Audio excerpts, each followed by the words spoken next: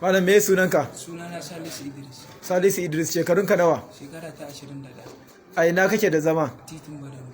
To ga ka a hedikwatar 'yan sanda da kuna a jikinka, me ya kawo ka nan? Abin da ya kani wani bawan Allah ne ya ce in zo in tashi wani aiki je wani $200. To da na zo shi ne ya ce mu haɗu ƙarfe 1. Da na zo ƙarfe 1.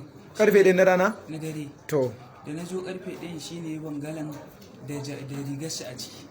Da ya bani sai muka taho tare da shi. Muna tafiya tare da shi sai kai ni gidan bawan Allah na Mulega. Da ya kai ni gidan bawan Allah muka je muka zauna.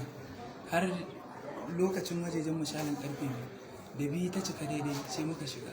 Muna shiga shi ya hau katangar sai ya riƙo hannuna sai na biyo shi. Da na biyo shi shi ne na miƙa mai kayan, da na miƙa mai sai ya riƙe. Yana riƙewa sai na ji ya tura ƙofar gilasin yana ya bani kuɗi. Shi kuma mutumin yana cewa ihu ma da ya kama yana cewa ɓarayi ɓarayi, yana ya bashi kuɗi yana ɓarayi ɓarayi. Can dai kawai ya ce in baka bani ba zan kashe ka. Kawai to ni kuma ihun ɓarayin da na ji na yunƙura zan gudu. Kawai yana ji irin tashin wutar nan kamar bom ya tashi bum. Yana wannan to a lokacin ne na samu damar faɗowa daga saman gidan. Shi ne wutar ta ɗan yi mun haka ƙafata da hannuna. To wannan wutar wa ya kunna ta a cikinku? Shi ne ni ina sama shi yana ƙasa. Ka ce ya sunan wanda ya sa kuku yi wannan aikin? Sunansa Aliyu Abdullahi Anas.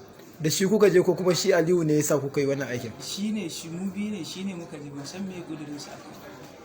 To yanzu ga ka a hedikwatar 'yan sanda kuma za a gurfanar da kai a gaban kotu na wannan aika-aika da kuka yi. Shin me ya saƙonka ga matasa irin ku masu son zuciya wanda akan kuɗi za ku iya aikata ko menene? Saɓani me abin da zan ce matasa ni kaina da na san haka ne da hakan ba za ta yi ba da na san ran wani za a ɗauka.